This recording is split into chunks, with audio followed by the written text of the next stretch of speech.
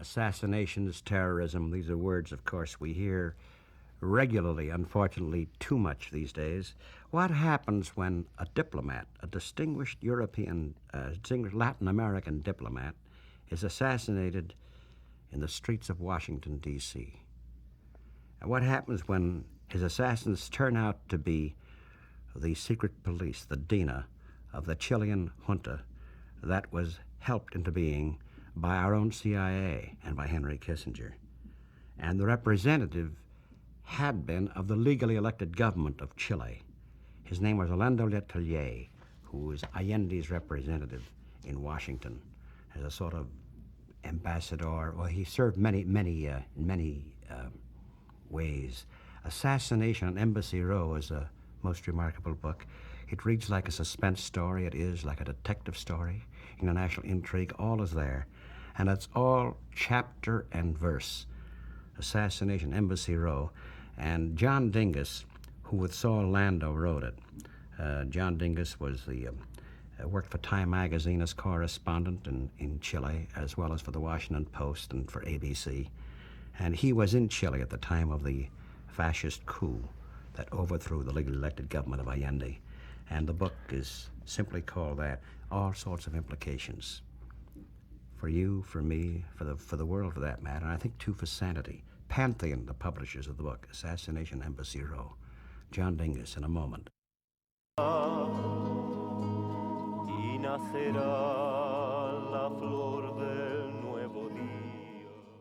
Written by Victor Jara, who is considered the Bob Dylan, the Woody Guthrie, the Pete Seeger of Chile. What happened? Who was Victor Jara? What happened to him? Victor Jara was a folk singer. He was a teacher at the Technical University, kind of a vocational university set up to cater to the needs of working class students so they could get not only vocational training but university training and compete with the traditional elite who had access to education before.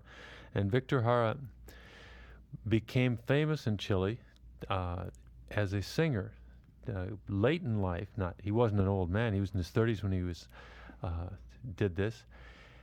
And at the time of the coup in 1973, he was one of the first to be arrested. The army surrounded the whole university and picked up hundreds and hundreds of students and their teachers. And one of them was Victor Jara. They were put together in a stadium, the Stadium of Chile, where basketball games and things like that were held.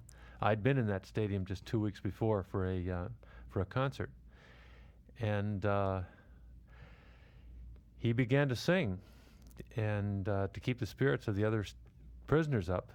And the guards told him to shut up, and he kept singing, and the other prisoners kept singing, and they began to use the butts of their rifles to stop him, and they attacked his hands. They broke all of his fingers.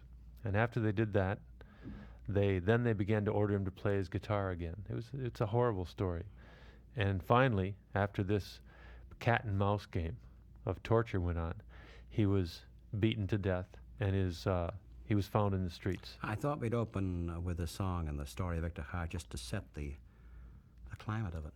We're talking about Chile now, aren't we? What year are we talking about, and what had happened? And it's going to lead up to a man named Michael Townley, the man who killed Orlando Letelier in Washington. And so the situation, you're in Santiago, in Chile. And when is it? When is this? Well, all of the actors are there. Not that I'm an actor, just the writer. Michael Townley was there. He was an American. He had been working with a terrorist group, Patria Libertad, which means Fatherland and Freedom, kind of semi-neo-fascist organization, which was burning bridges, blowing up high-tension lines, and doing various acts of terrorism against the Allende government. Orlando Letelier had recently been named Minister of Defense.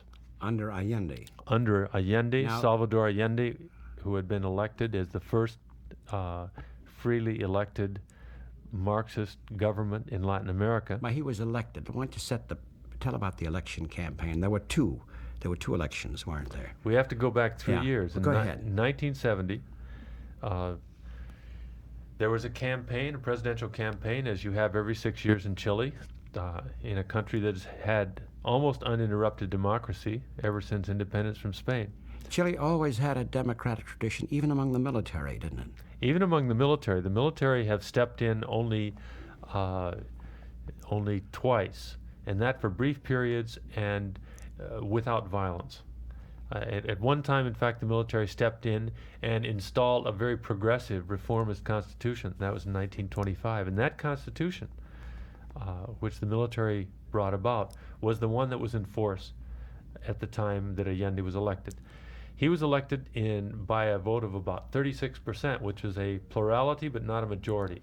In order to be inaugurated as president, he needed the vote of the whole Congress, in which there was a majority of other parties. And so he formed what in effect was a coalition with the Christian Democrats, also a reformist party, a party that had been the government before and it installed programs of agrarian reform and had begun to nationalize Chile's natural resources, especially the copper mines.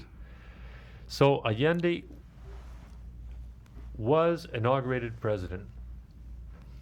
The side light to this is what the United States was doing at that time. The United States was actively involved, undercover, of course. We didn't find out about this until much later. But at this time, the CIA was giving money to members of Congress to bribe them to vote against Allende in this runoff election. Members of the Chilean Congress. Members of the Chilean Congress. They also had financed the opposition campaign, the extreme right-wing campaign, not the Christian Democrat campaign. So they also, at this time, in between the September 4th election of Allende and the inauguration, which came about on November 4th, the CIA was involved with many people of this Fatherland and Liberty group in carrying out a kidnapping of the top general, the commander-in-chief of the Chilean Armed Forces, and the murder of that General Schneider. General Renne Schneider. And of course, Schneider, as a military man, did not want to violate the Constitution. He had enunciated what he called the doctrine of constitutionalism, which basically said, seems like a commonplace in this country, but there in Latin America you have to say it, namely that the military will respect the Constitution. That's all it was, is that they would respect and defend any government that had been elected and chosen by the people. So Schneider said he would not be part of a plot to overthrow a legally elected president. Exactly. And there were many suggestions, and I think it's been well established that those suggestions came not only from the Chilean right wing, but came from the U.S. Embassy itself and the CIA. By the way, you, John that the military Dingus, should step in. Just to get the record straight, you worked with documents and you covered it for the Washington Post and Time and ABC. And your colleague Saul Landau has been there doing documentaries and working on this. Chapter and verse cited in this book throughout, so the comments you're making is pretty much are accepted today as fact. Yeah, in fact, almost everything we say about the CIA is based on the Church Committee report to the U.S. Senate, a document, an unusual document that goes step by step through all of the CIA operations during the time of the Allende campaign, the election, and most of the Allende government. And Allende, it's clear throughout here that Allende himself said, I will do, even though it's changing our government for the first time, I, a socialist, am elected, we will abide by the Constitution. There'll be no violence. It'll be a gradual change as far as we see it, but mostly the question of nationalizing the copper mines, that is the source of Chileans' life, really. Well, let's look at it this way. It was about 80%. Copper accounted for about 80% of their export earnings. And these are countries that import a great many of the things that are basic necessities of life. A lot of their clothing, a lot of the food. Export-import is a very important part of economic life, much more so than here in the United States. Allende said that he was going to bring about socialism through the parliamentary way. And when he would talk in his speeches, he would say things like, we're going to do it with red wine and meat pies, two staples of the Chilean working class diet.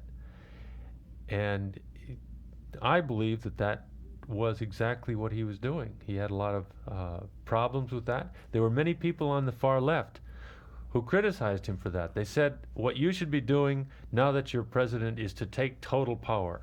You should arm the people, you should start a war and move against the upper classes. And Allende resisted that to the end. And in fact, when he was finally overthrown, the speech that he gave that day did not call on the people to go out into the streets and defend the presidency. Not because the people didn't want to, but because he realized that they didn't have the arms and that it was ridiculous. It would have led to a massacre for them to try to stand up to a well-armed and well-trained army of 90,000 troops. Before that scene, so there was the election, there was celebration, but something was happening in the Providencia area. Describe that area. What was that? Providencia is the richest part of Santiago. These are countries that are segregated not by race, but by economic class. The posh neighborhood. It's where the people live in a great deal of semi-luxury, in the sense that they have servants very cheaply. And in Providencia, the people, of course, on the one hand, were very afraid of Allende. They thought that Allende was going to bring about rule by the rabble, the unwashed, and that as soon as Allende was elected, these people were going to storm into their area, rob them, take over their houses, rape their daughters. All of these things were said. I mean, these are not things that are in people's minds. These were in the newspapers. These kind of red baiting, red scare sort of propaganda. And of course, on the day of the election, none of that happened. There was a big celebration in downtown Santiago. Saul Landau was there that day. I wasn't there. I arrived in Chile a year and a half later. But on that day, many people immediately from that Providencia area began to literally pour out of their houses and head for the airport. And many of them got out of the country within the next week or so. And a great many people left the country, sold their goods because they feared that this is going to be the installation of some terrible communist regime. The poor people, on the other hand, the working people, the people that were working in the government offices, teachers, were, if they were Allende supporters, in other words, if they were members of the Popular Unity Coalition, they were overjoyed. They had won the election, much as we would be if our candidate won. A lot of them were neutral. They hadn't voted for Allende maybe, but they thought, well, let's see what he does. His reforms are very similar to the government that went before him.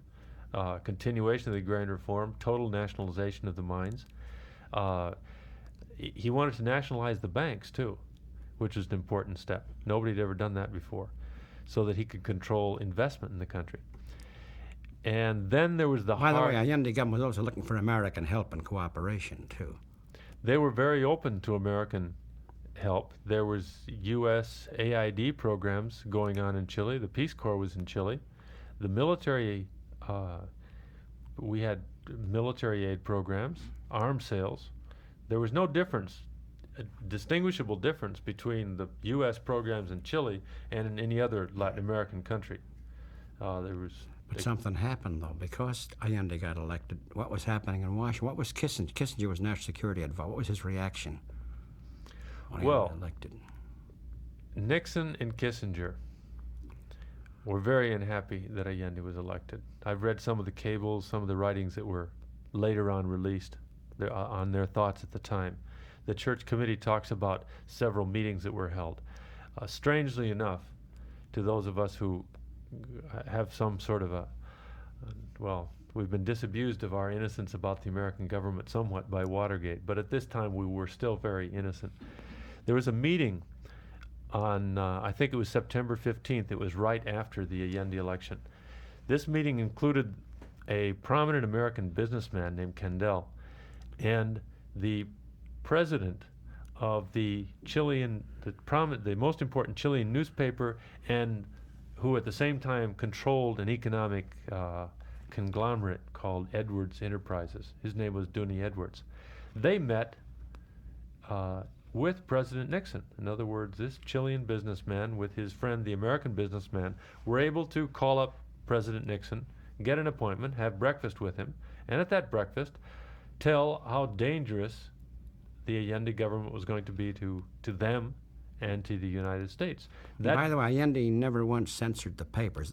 Dooney Edwards was published out of El Mercurio, which was having these terrible headlines about the horror, the anarchy is going to befall, we must overthrow this government. But Allende said we will not censor the press. Right, and there was never any censorship of the press in Chile. That very afternoon... Nor were there any political prisoners under Allende, were there? There were no political prisoners either. No. The Nixon and Kissinger called a meeting of the 40 Committee. And there was a meeting with the head of the CIA and Nixon and high officials. And at that meeting, the head of the CIA, Richard Helms, was given his marching orders. He said, his comment was, if ever I thought I was marching out of a meeting with a baton under my arm, it was after that meeting. And his notes have things like, spare no cost, make the economy scream, do everything possible to prevent this government from consolidating itself. And Kissinger's word was destabilization. Well, the history of that word is disputed. I don't know whether it was Kissinger that used that word. But that was the theme, though. That was the theme. What does that mean, destabilization? That means that you make sure that what the government is doing in its economic program doesn't work, but that instead of helping the people and moving them toward development, that you place obstacles in their way so that the economy starts to shake. And how do you do that? If you have access to U.S. banks, you make sure they don't get any private credits. If you have access to the World Bank, you make sure that either they don't get the credits or the big credits. We're talking about credits of $50 to $100 million. They get put off for 6 months, delayed for a year. If you have access to the IMF, the International Monetary Fund, you make sure that the conditions placed on any loans are much more stringent than in any other country. And as we know, if anybody has access to these organizations, it's the United States. Okay, now let's go back. We've been reading headlines in our papers at that time. All of us read the headlines, saw it on TV, the news, all the strikes going on during the regime. There was a housewife strike, the empty pot strike, a trucker strike, taxi strike, even copper miners strike. These did occur. The housewife strike was basically organized in that neighborhood we were just talking about before, Providencia. And it basically was women, a group of women who were marching down the street. They took their pots and pans off the wall. Most of them took them out of the hands of their maids so that they could have them, and marched through the street whacking the pots with spoons. And the idea being that the Allende government is making us starve. There's no food, and this was a bit exaggerated. I don't think these kind of women showed any signs of malnutrition. They were protected. They were ringed by these right-wing groups. Again, fatherland and liberty was very important to this. No, they were plant strikes. They were set-up strikes. You're talking about the taxi drivers and the truckers. Was there dough coming in to back the strikers, or how was that done? Well, you're talking about the CIA activity. That was one of the things that the CIA was doing, was encouraging financially and morally that these things should be done. And when the strike is a bit of a misnomer, because you're talking about owners of taxis and owners of trucks going on strike. The only time there was a real strike of workers was that copper strike that you mentioned, and that was in mid-1973. And I think myself, that was a very serious blow to Allende, because that was the first time any real workers group went on strike against the government, and the government claimed to be the workers' government. So that hurt Allende a lot. But the previous strikes were of a different nature, and much of the money that was coming into them was coming in from the CIA, so that they were making more money by being on strike than. So an agency of our working. government, plus the administration at the time, was working for the overthrow of a legally elected government. Exactly.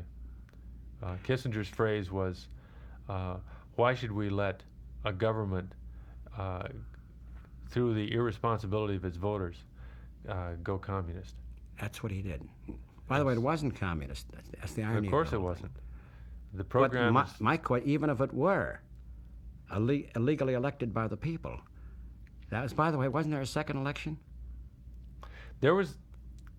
Allende was to stand for election in 1976. So there was only one presidential election. There were a number of other elections. There were municipal elections. There were congressional elections, student elections, union elections. There were elections all over the place, and each one was a test of the opposition versus the popular unity and the position of the Christian Democrats. But in the second election, didn't you get even more votes?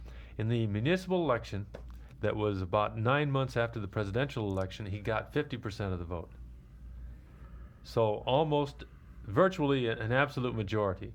Then in 1973 in March, there were congressional elections, and at that time, he got 44% of the vote.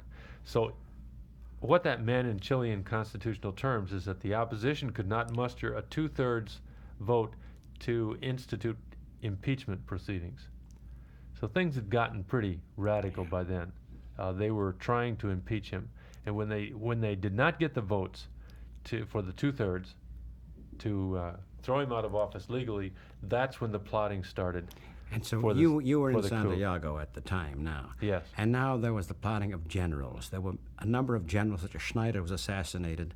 And we come to a man named Prats, who was assassinated in Argentina later on, who were generals for maintaining the Constitution and thus the legally elected government. These two guys were knocked off. But there were the other. Now, who was backing these other generals? Well, you have. Prats was not killed at this time. Prats replaced Schneider, and he was also a constitutionalist. In other words, he defended the government, and he actually took a post in the government for a while, a cabinet post. But he was removed through a tactic of the right-wing generals, in which they had their wives go up to his house and call him the most obscene sort of words that you can use in Spanish, and humiliate him, and he resigned. I think he was tired. He was not being followed by the majority of his generals. But later on, he was assassinated when he was in Argentina. A year later, after the coup, he was replaced by Pinochet when he was removed from the army. But still, he was the principal rival to Pinochet inside the army.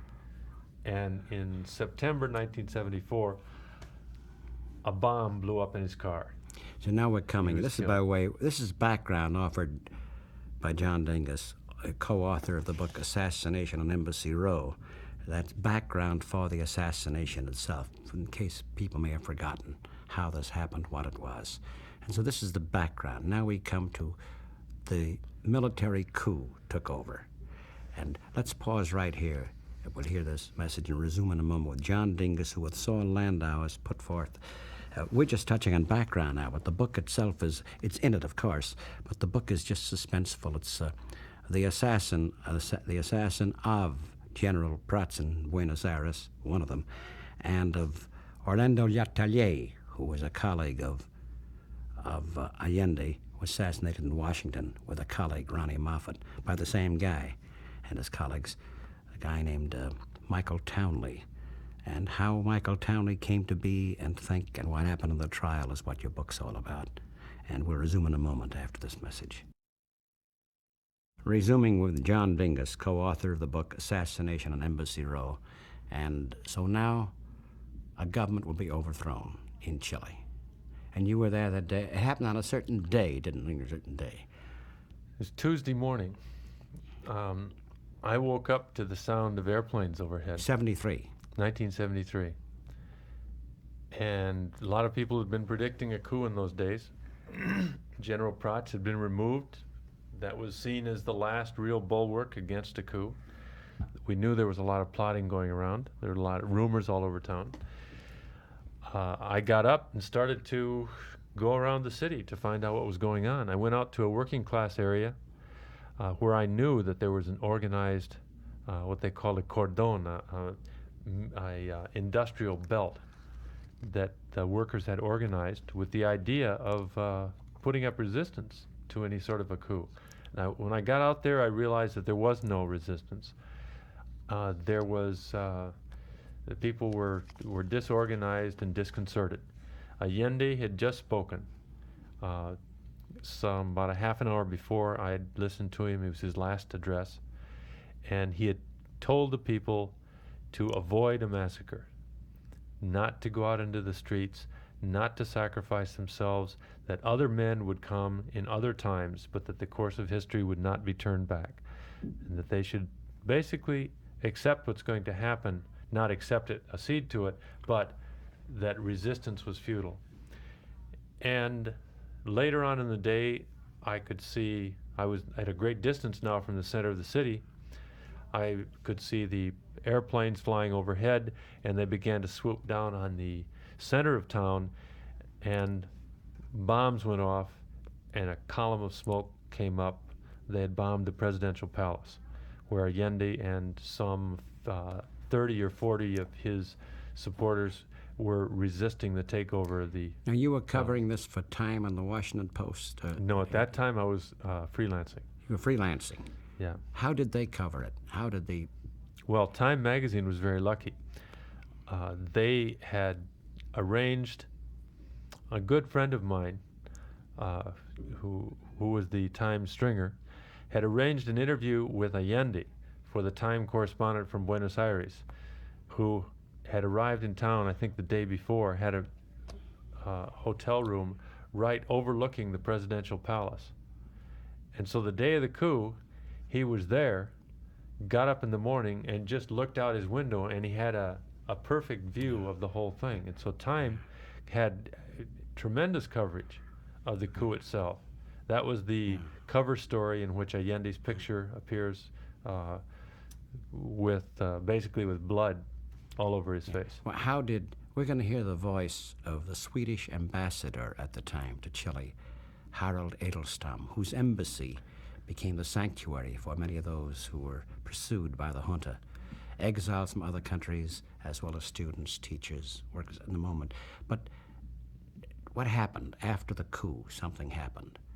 Allende, we know, was killed in the palace defending it. He decided to stay. He was bombed. Who was Orlando Letelier? Because he, after all, is the hero of this book. Orlando Letelier was the defense minister for Allende's government.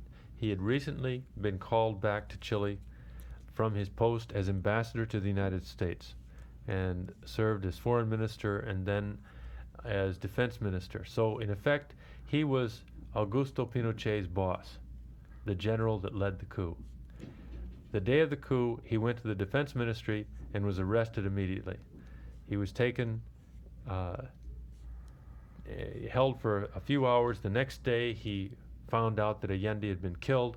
Then he was taken with all of the other cabinet ministers who had been rounded up to the military school, where they were kept for a few days. Then they were loaded aboard a plane, blindfolded, manacled. During this time, pardon me, as you and Landau in the book say, Pinochet saw me, embraced him before this all happened. You're my friend. He admired him. He put on his coat. He was his coat holder. And how much he admires Allende, no danger at all. And this was part of it. By the way, Letelier and his wife Isabel came from the upper classes, didn't they? Yes. Yes. There's a pseudo-aristocracy in Chile. Basically, it's people with pretensions of being aristocracy. What it is people with money. Yeah. But there's not too much blue blood flowing in Chile anymore. But they definitely were from a very comfortable, affluent families. So Letelier and others of the underground were now taken to a prison. So they were taken to a prison in the very southern point of Chile, in the Straits of Magellan. and were kept there in a concentration camp for almost a year. And at the end of a year, they were brought, because of international pressure, first they were brought back to Santiago and kept in another concentration camp, and then eventually Letelier was released. Letelier, by the way, before I'd been in Washington, he was known in Washington. Letelier was named ambassador to Washington because he had lived there for 10 years prior to Allende's election. He worked for the Inter-American Development Bank. He was highly respected, too. Prominent person around Washington, the kind of man who had mastered the cocktail circuit amenities and knew how to put up with that and profit by it, to keep the contacts oiled and to do what you have to do in Washington to be successful. So now he's down there, and the story becomes suspenseful as his wife tells it, Isabel, to you and to others, and that he was about to be killed a couple of times, and crazy little quirks of fate. They're about to blindfold him and execute him when there was a bureaucratic mix-up, and one guy said to the other guy, "Hey, send him back. He's in my control, not yours." Things of that sort with that too. Right. It's what they call a simulated execution. It's one of the terror tactics that was used very commonly in Chile. They make you think that you're about to be executed, and they will even blindfold you, put you up against the wall, tell you to say your prayers, and then, in many cases, actually shoot the guns off into the air. And then, of course, you're not killed. And the effect of this is, to Letelier, it happened as you described. He was led down the stairs. He was like 5 steps away from the wall where he could see bullet marks in the wall. That was obviously an execution wall. And another officer came up and said, "No, he's in my charge. You're not in charge of him. And the orders are not this or that." How many people were arrested and how many killed? Any idea? I know Amnesty International was trying to keep track. I know it's hard to keep the numbers. I think we've done a very exacting and a very conservative job of giving the numbers. Approximately 5,000 people were killed in the first month after the coup. And those are just plain up against the wall executions. Another 20,000 people were arrested. Probably more than 20,000 people, but about 25,000 people that was the prison population at various times in that first period. Just mass, indiscriminate arrests. For instance, as we just talked about before at the Technical University, they literally rounded up everybody that was in the university and threw them in prison. Not in prison, but in concentration camps. Now, during Allende's time, there wasn't any political prisoner. No, there was none of this. Yeah. There was no... the rights of the people of Chile were never suspended. Not that the people weren't ever arrested in Chile, but if you were arrested for anything, you could always defend yourself, and you had the right of habeas corpus. So if anybody was arrested for anything vaguely resembling political reasons, they could get out of jail immediately. And now we're coming to the assassination of Letelier. There was tremendous international pressure, and he was finally released. He was released. He went to Caracas for a while, and eventually he got in touch with the Institute for Policy Studies. They offered him a job as a researcher, and also at American University. His party, the Socialist Party, assigned him to go to Washington, using those jobs as his base of operations, and to organize the refugees, the Chilean refugees that were in the United States, and to lobby the U.S. government. You're not supposed to use that word, by the way, because that isn't officially what he was doing, but that's what he was doing, talking to people, trying to convince them that human rights was an important issue. In fact, he played a role, too, in canceling a deal for the junta when he was in Amsterdam, too, didn't he? That was the other thing that he did, but let me to do it in order. The first thing that he did that was really stuck in the craw of the junta was going around and talking to congressmen, and in June 1976, the U.S. Congress cut off military aid to Chile. And to a military government, that hits you where you live. Then, at about the same time, he went to Amsterdam. He had gone there several times. They were interested. He went there on business. He had a lot of things going. He was on his way to Algiers to speak to the non-aligned conference. But in Amsterdam, he participated in a campaign to get the Dutch government to pressure a private company to cancel an investment of $62 million in mining in Chile. And they were successful. The company, just about this time, June 1976, announced that they were canceling the investment. So now the word came from Chile, from Pinochet, and from the head of his secret police called DINA, Contreras. Ask you about that in a minute. Get Letelier. The order came in June 1976. It wasn't the first time a Chilean exile leader had been killed or they'd attempted to kill him, as we talked about before. Prats was killed in Buenos Aires, and he was a military man. The Bernardo Leighton, who was the head of the Christian Democratic Party at one time, and a man who favored a united front between the Christian Democrats, the moderates, the centrists, and the left against Pinochet. He was shot in Rome. He survived, by the way. His wife is still paralyzed from wounds that she received. But he became silent from then on. He became silent from then on, right. He's an older man. Yeah. And that was enough. A man they called Brother Bernardo. Kind of a monkish figure. What is DINA, D-I-N-A, DINA? DINA is the Directorate of National Intelligence. It's a kind of central intelligence agency for Chile. The only problem is that it has, the charter that creates it is secret. The budget is secret. It is responsible to no court. The head of DINA takes his orders from one man, General Pinochet. So the head of DINA, Manuel Contreras, was a colonel, but he had more power than any general in Chile. And in fact, he spied on the generals in Chile. His chief job, however, was to stamp out all sorts of any opposition to Pinochet inside of Chile. And he set up a new section in DINA. It was called the External Section. And that section was where he assigned Michael Townley. Who was Michael Townley? And Michael Townley, the job of the External Section was to eliminate, that's their word for kill, exiles who were leading the opposition outside the country. Now, who is Michael Townley? Michael Townley was his chief agent, his chief assassin. He was an American, born in Iowa. He was somebody who had grown up in the United States, moving from city to city as his father rose in the hierarchy of American business. When his father was assigned to Santiago to head up the Ford Motor Company plant there, Michael and the family went with him. They lived in Providencia. They were imbued with this kind of upper class mentality, perhaps more so than even in the atmosphere that they'd had in the United States as a successful, affluent family. There they lived literally in luxury, with the sort of things that you don't have available to you in the United States.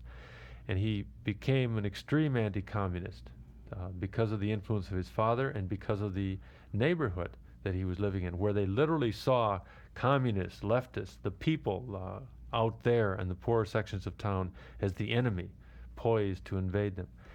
And Michael Townley, through a long history, this is over a 20-year period, lived most of his time in Chile, married a Chilean woman who had 2 children by a previous marriage. But he became an expert now in electronics and... He had 2 hobbies, electronics, radios, devices, clocks, stereos, and spy novels. He read the spy novels. He had a 20-foot shelf of spy novels. He read Day of the Jackal by Forsyth. Right, that came out in 1972. He was fascinated with the figure of Jackal, the man who had mastered the techniques of deception. So now what happened? He had knocked off, we know now, he had knocked off a number of people. He testified himself on the trial. And now... No, he did not testify at the trial. Oh, didn't he? No, that was part of the agreement, that he wouldn't have to talk about any other criminal activity that he participated in. We were able to establish from our own investigation his connection to other assassinations. He only admitted to participating in one mission, which led to an unsuccessful assassination attempt in Mexico. But he did admit to the killing of Letelier. And his principal role was to, at the trial, was to testify about the Letelier case. Now, some of the colleagues, people he worked with, were Cuban nationalists. Right. First of all, he's assigned to kill Letelier back to June 1976. He's assigned to kill Letelier Now, who assigned by him? Manuel Contreras, the colonel in charge of DINA. Yeah. And did Pinochet know of this? Pinochet, I have no evidence that Pinochet knew of this. I think there are two men that knew that. Manuel Contreras, the head of DINA, who gave Townley the order, and Pinochet himself. Neither one of them are talking to me about the subject. But there's only one man from whom Contreras took his orders, and that was Contreras. That was General Pinochet. And there was, at this time, June 1976 again, when the mission started to kill Letelier, Contreras and Pinochet, as we describe in the book, met daily to talk about the progress of DINA and what they were doing. And so he came on a certain flight, a certain name. We come to, and he planted, we'll telescope this, and he planted a bomb. He worked at under the car, Letelier. Letelier drove, bomb explodes, he is killed, and a colleague of his, Ronni Moffitt, is killed. And Ronni Moffitt's husband, Michael Moffitt, is wounded in the back of the car. Now, as a big question comes up, the CIA knew through a man named George Landau, who was the ambassador to Paraguay, right, that a couple of guys from DINA are coming to Washington. They knew of that, right? They knew that. Now, could they have prevented this assassination? We contend that they could have. They had pictures of the two men that they knew were Chilean intelligence agents. They knew they were coming to Washington, and that they knew they were lying about why they were coming to Washington. The most shocking thing, one of the most shocking things that I came upon in doing this book was the realization that the CIA routinely gives visas to the agents of foreign intelligence services to come to the United States to conduct clandestine missions. And they asked for the CIA's authorization, and they get it. The trouble with this one was that they lied about it. They told Ambassador Landau that they had CIA authorizations. Apparently they didn't have it. Ambassador Landau took pictures of the passports that they had, so he got the pictures of the two men, but he gave them the visas. They could have taken off for the United States.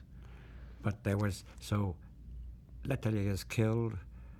Meantime, a number of the papers were saying DINA had nothing to do with this. New York Times, for one. Okay, let's talk about the CIA. All right. The CIA received the pictures that we're talking about because Landau gave them the pictures and said, hey, here's what happened. These two men came to me through a Paraguayan official. I gave them visas to the United States, routine. Now, do you want anything to do with them? And if you don't want anything to do with them, you better stop them. The CIA answered, no, we don't have anything to do with them, and if you want to do anything about it, that's up to you. In other words, the CIA did nothing. Okay, the assassination occurs September 21st, 1976. You would think, I think you or I, having just gone through that experience of seeing these suspicious pictures, suspicious names, you would have gone immediately to the FBI and said, look here's the Chilean DINA coming to Washington around the time of the assassination. Here are some pictures that we have of these people, and here's what we know about the incident. What did the CIA do? Nothing. George Bush, who is now a vice presidential candidate, was the director of the CIA at that time. He was the one who handled the paperwork. He was the one that discussed with his deputy director, Vernon Walters, what to do about this suspicious Chilean mission. And yet, in a meeting that he had with the prosecutor in charge of the Letelier case, 2 weeks after the assassination, he said nothing about the pictures. He didn't give the FBI the information that he had. Instead, what happened? The 4 major news media on the East Coast, Washington Star, Washington Post, Newsweek, and the New York Times, ran stories within a week of each other, all saying the same thing and all attributed to intelligence sources. They said the CIA had concluded that the evidence had exonerated DINA, the Chilean secret police. That Chile was not the likely suspect, but instead it was more likely that Letelier had been killed by leftists, by communists who were trying to create a martyr. We're talking about the New York Times, the Washington Star, Newsweek. The Washington Post. Yeah, Washington Post, the paper you had worked for. Wow. Finally, there's pressure. There's a good FBI guy by the name of Cornick. And another one by the name of Scherer. Who are really doing a job of real investigation. A young lawyer named Proper. And the pressure's so heavy that Pinochet allows Townley to be extradited. And there's a trial. He gets free. He cops a plea. He gets 10 years. He'll be out and free. And some of the Cuban guys, his college, gets sent up for life. A couple of them. Yeah. And what about Contreras and Pinochet? It's business as usual. Pinochet is very much the president of Chile, de facto. He plans to be president until 1990. Contreras has been removed as head of the secret police, but he's back in contention. There was an article in the New York Times just yesterday talking about a new group that's been founded called the Commando to Avenge the Martyrs. In their parlance, martyrs means the people, the victims of the Marxists. And they killed somebody and they've been torturing people. So apparently Contreras is back in contention for power. So in the trial, DINA is never mentioned. DINA is mentioned. DINA is mentioned as Townley's boss. What is not mentioned is any of DINA's organizational structure or anything that would help, anything that would establish DINA's guilt in crimes against the Chilean people. The thing that is not mentioned is Pinochet. Yeah. Well, one other thing, you mentioned business as usual. In your book, throughout the reference to the Chicago Boys. Who are the Chicago Boys? Well, that's the story of the rise and fall of Pinochet and Contreras. The Chicago Boys is a bit of a misnomer too, but it's shorthand for a group of Chilean economists who studied at the University of Chicago in the 1960s. Many of them became proteges of Milton Friedman. And they became devotees of his theories, monetarist theories. And Chile then, after the coup, turned over the economy to this group of economists. Now, another story is the contacts of the CIA with this same group of economists before the coup and who was doing that. But let's put that aside. Since the Chicago Boys in Chile, disciples of Milton Friedman, are following on his economic, I assume, credo, what is the economic situation in Chile today? Well, the economic situation was hyperinflation. At the end of the Allende government, you had 330% inflation. The junta immediately raised that in the first year to 570, if I've got my statistics right. In other words, it went up another 100%, 100 points after the coup occurred. In order to turn around the economy from a basically state-controlled economy to a total free enterprise economy, they accepted these high inflation rates, then began to dampen the economy.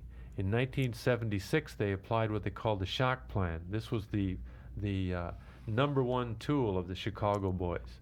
It meant cutting government spending drastically, everything but military budgets, of course.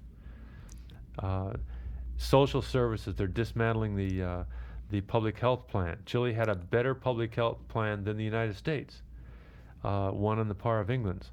That was dismantled. Education budgets were cut. This sort of thing. Taxes were increased drastically, 20% sales tax, basically, all over the country. What's the condition then of working people in Chile today? 15 to 20% unemployment. Wages, real wages went down from 50% loss in real wages at various times that has kind of fluctuated back and forth. Just in summary, Chile is more or less now, Chile has a gross national product level of earning power of the common laborer on the par of about 1970. In other words, in 1975, they were back even before that. In other words, after 7 years of the junta, and after having delivered this great shock to the economy, they're just now getting back up to the level they were in 1970. So this is part of, what we're touching is just simple part, questions asked, unanswered, a remarkable, I say this in an ironic way, a remarkable suspense story. It is the story of Townley, the assassination of Pinochet, the CIA, of Kissinger, of the Chicago boys, all rolled into one. Perhaps we hear the voice of Harold Edelstam, who was the Swedish ambassador under Allende's regime, and whose embassy was the sanctuary for those who were pursued by the junta. His thoughts of the last day of Allende as the palace is being bombed, and Allende's works and Edelstam's own thoughts. But later on at 9 o'clock, we saw troops entering into town, and there were airplanes flying over the town. And soon there was a lot of shooting concentrated to the center of Santiago, and especially against the presidential palace. Allende and his family had passed night in his private home, Tomas Moro, in the outskirts of Santiago, and he had rushed to the presidential palace already at 7:30 in the morning, and he had tried to get as many as he could from the cabinet to come with him, some personal friends, his security guards, and also his two daughters, Beatriz and Isabel. We heard him speak for the first time at 9:15. There was already then a lot of shooting, and he spoke to his people. He asked them to be calm and also to have confidence in him. He spoke to the workers and he said, "You must defend your factories." But how should they defend it when they were not armed? And they were fighting against cannons, airplanes, and tanks. We know afterwards that the junta, over walkie-talkies, asked the president to surrender, and he answered, "I will not surrender." And later on they said to him, "We have an airplane ready for you to take you and your family out of the country."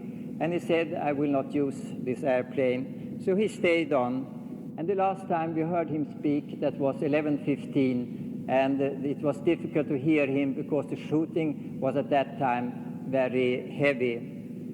He was defending the palace himself with a machine gun in his hand and with a helmet on his head, and he gave instructions to his security guards. But the civilians with him did not participate in the defending because he didn't want that. Well, his last speech was a very wonderful one, and I would like to read a couple of sentences out of it, so that you can see what a lovely man he was. He said, "The enemy is strong. He can enslave the people, but not even with crimes nor by force will the social forces be contained. History is ours. The people make the history. Workers of my country, I want to thank you for the loyalty that you have always demonstrated to me, the faith you had in a man who was only the interpreter of the immense desires for justice, who assumed the obligation of respecting the Constitution and the law, and who has remained faithful to his promises. These are the last minutes in which I can talk to you so that you will know the truth of what is happening." And then he spoke to the humble woman of my country, to the woman farm worker who believed in us, to the woman laborer who worked so much, to the mother who had knowledge that we took care of her children. He spoke then to the workers of the liberal professions and to the youth who sang and who gave their joy and spirit to the struggle with gaiety and enthusiasm. I direct myself to the Chilean man, the laborer, the farm worker, the intellectual, to those who will be persecuted because fascism exists now in our country and has for many hours, in acts of terrorism, in the blowing up of bridges and railroads, in the destruction of fuel lines. And he ended by saying, "I confide in Chile and in its destiny. Other Chileans will come. In these dark and bitter minutes in which betrayal triumphs, you should know that sooner or later, most likely sooner than later, roads will once again open wide before men of honor to construct a new society. Viva Chile, long live the people, long live the workers. These are my last words, and I'm certain that my sacrifice will not be needless.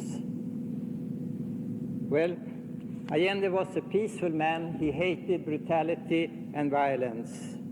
During his time, there were no political prisoners. Everyone who wanted... And so in this quite moving eulogy tribute to Allende, Harald Edelstam, the ex-Swedish ambassador, says that perhaps to end the book's 1970, by the trial, justice was not really done on the trial. Business as usual. The problem was Michael Townley, the man who had placed the bomb, the man that was DINA's man to carry out the assassination, is eligible for parole after having cut a deal. He's eligible for parole with a new identity provided by the United States government as early as next October. The two Cubans who helped him, actually they had a minor role. They were murderers.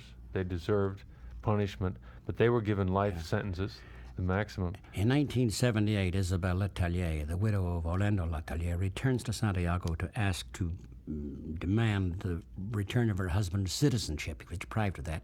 She attended perhaps the book ends with that, attended a folk song concert in Santiago. Why don't you just read the last part of that?